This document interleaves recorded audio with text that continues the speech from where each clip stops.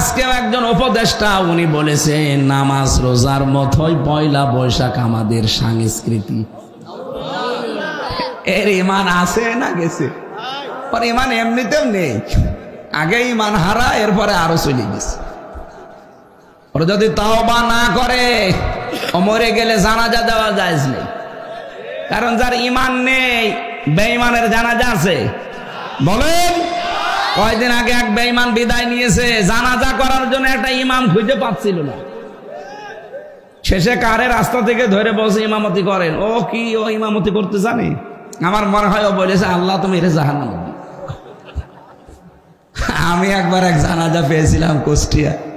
আমি এমনি সচরাচর পড়াতে চাই না, এমনকি আমার বংশের লোক কেউ বলাস যে দিন কায়েমের আন্দোলনে যারা শরিক নেই, ডাইরেক্ট ইনডাইরেক্ট, এই মানুষগুলো যদি মরে যায় আমারে ডাকবেন না। ও যদি আমার বাবাও হয় না, ওর জানাজা পড়ে আমি করবো কি? মিথ্যা কথা বলবো আমি যে বিসমিল্লাহি ওয়া আলা মিল্লাতি রাসূলিল্লাহ, আল্লাহর নামে রাসূলের দলে তুলে দিয়ে গেলাম, অথচ সারা জীবন দল করেছে শয়তানের। আমি বলছি এই কারণে, কারণ বংশের তো 100 জনের 98 জন সব ওইটা। এই কারণে কড়াকড়ি করেছিলাম যে অন্তত ফিরে আসে কিনা দেখি। আমরা নবী মুহাম্মদুর রাসূলুল্লাহকে নবী মনে করি, আর ওনারা 54 বছরে ওনারে নবী মনে করত। কিরকম শক্ত আপনি টের পাচ্ছেন? এই জন্য বলেছিলাম স্যার তার মারা গেলেই, হ্যাঁ আপনার চাচা মরে গেছে, আপনার দাদা মরে গেছে, ফুফু মরে গেছে, না আমারে ডাকবেন না। জানাজা পড়াবো আমি ওইটা, আর যেটা দেখবো যে ইসলামী আন্দোলন করেছি। কারণ এইটা যদি কেউ না করে তার ইমান ধরে রাখা সম্ভব না।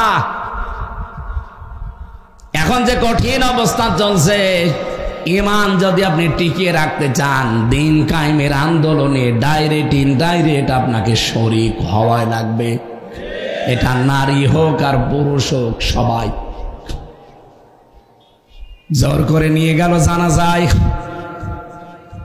আমি জানি যে সারা জীবন লোকটা নামাজ পড়ে না, শুধু গালি দিত আল্লাহ রাসূলকে, মরে গেছে। এখন আত্মীয় বলছে হুজুর নামাজ পড়িয়ে দেন। ও মনে করছে আমির হামজা নামাজ পড়েন, মনে হয় আল্লাহ মাফ করে দেবে। অত সহজ।